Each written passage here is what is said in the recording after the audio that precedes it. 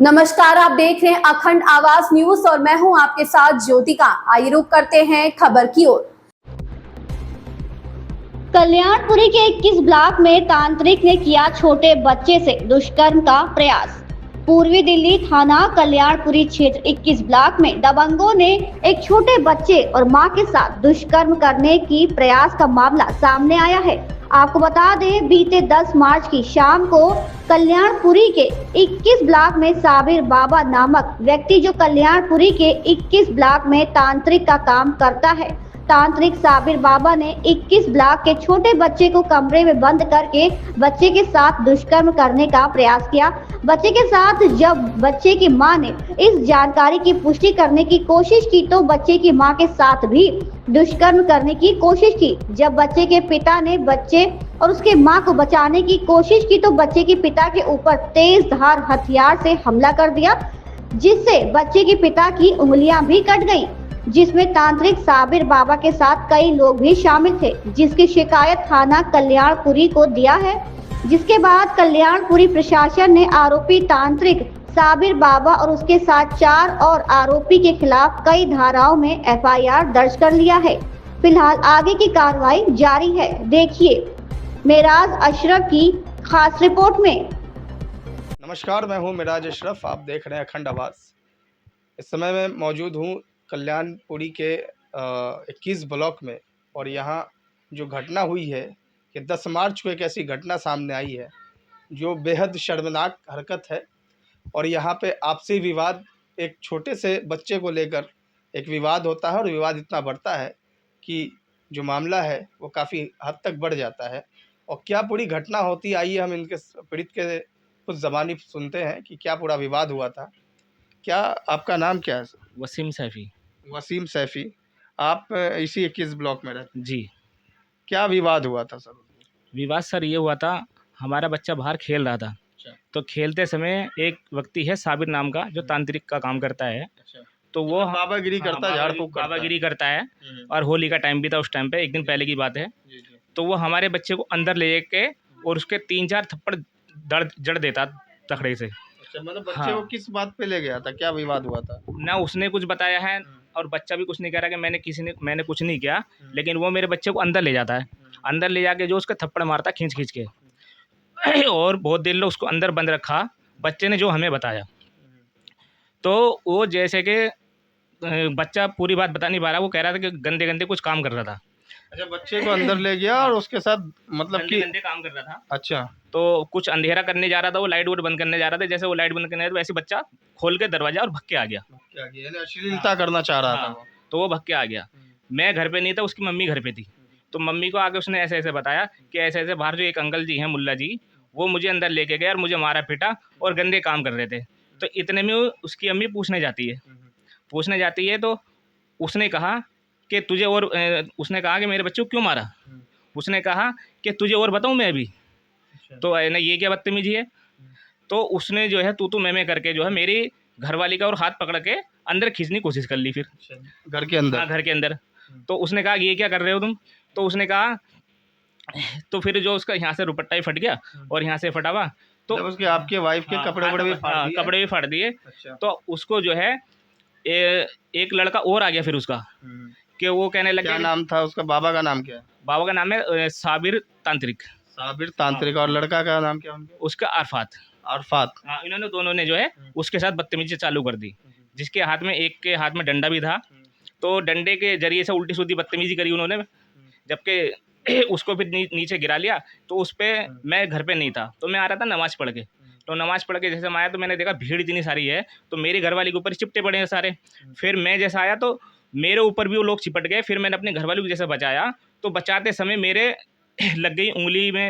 एक के हाथ में जो है धारदार पता नहीं क्या चीज़ थी, वो जो मैं ढंग से देख नहीं पाया उस टाइम पे। हथियार टाइप का कुछ था जिससे मैं देख नहीं पाया। आपकी उंगलियों पे वार किया और उंगली कट गई। मतलब ये कहीं और मारना चाह रहे थे, उंगली पे लग गई। उंगली पे लग गई। अच्छा।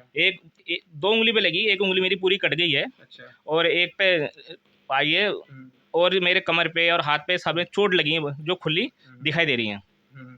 तो फिर उसने ये कहा कि अब अभी तो हमने तुझे, मतलब फिर पब्लिक ने बचाया हमें। हमें जो बाहर बहुत पब्लिक थी जिसके तो सामने आपने इसकी सूचना प्रशासन को दी? हाँ प्रशासन को दी है। क्या 112 पे फोन करा था? हाँ 112 पे कॉल की हमने। क्या कार्रवाई हुई उस पे? उस पे कोई कार्रवाई नहीं हुई है। हमें जो है पुलिस के आने से पहले ही पब्लिक हमें हॉस्पिटल ले गई। अच्छा। हाँ हॉस्पिटल में ही वो आए थाने से, वो हमारे जो है बस ऐसी थोड़ी पूछताछ करके ले गए।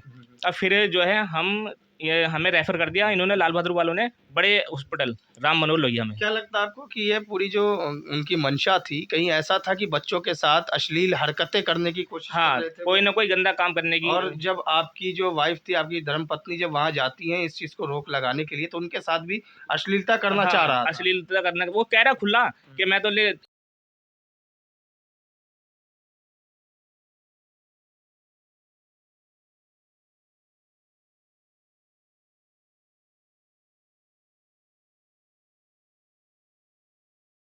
क्या नाम है आपका?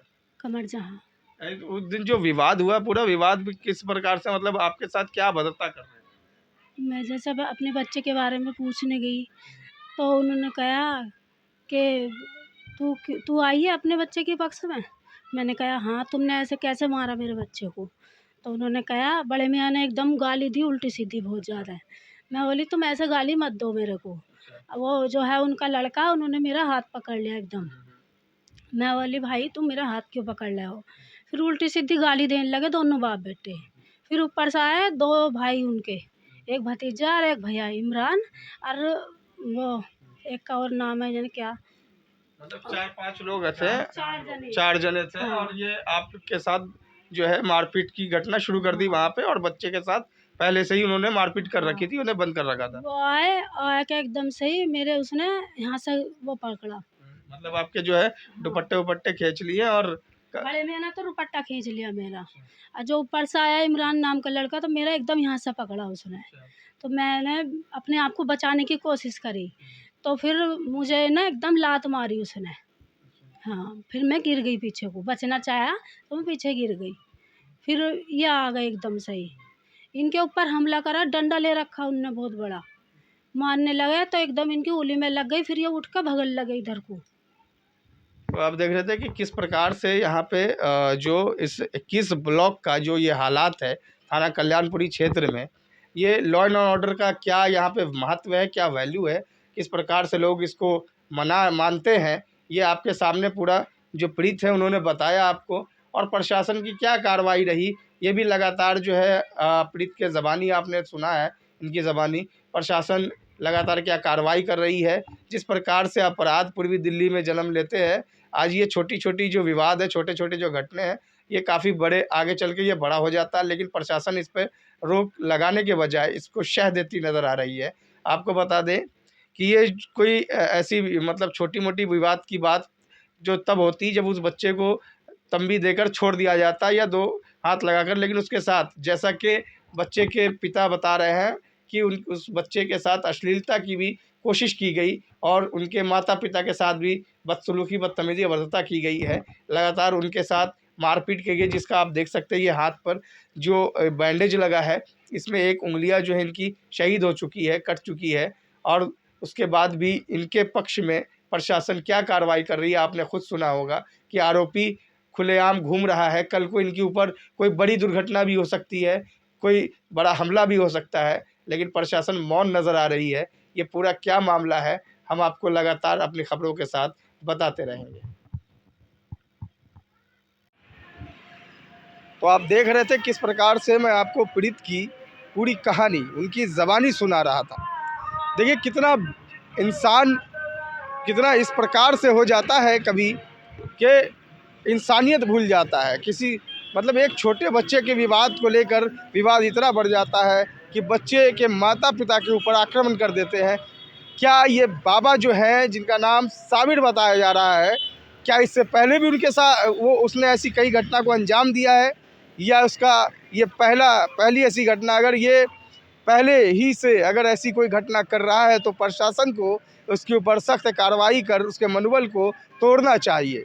लेकिन आपको बता दें कि प्रशासन कल्याणपुरी थाना के पास जो केस है, इस पर लगातार जो पीड़ित है उन्होंने मदद की गुहार लगाई है, लेकिन कार्रवाई उनके ऊपर अब तक कुछ भी नहीं हुई है। पीड़ित का कहना है कि आरोपी खुलेआम घूम रहा है और उन्हें धमका रहा है और कह रहा है मसले का निपटारा कर ले वरना आगे अंजाम बहुत बुरा हो जाएगा।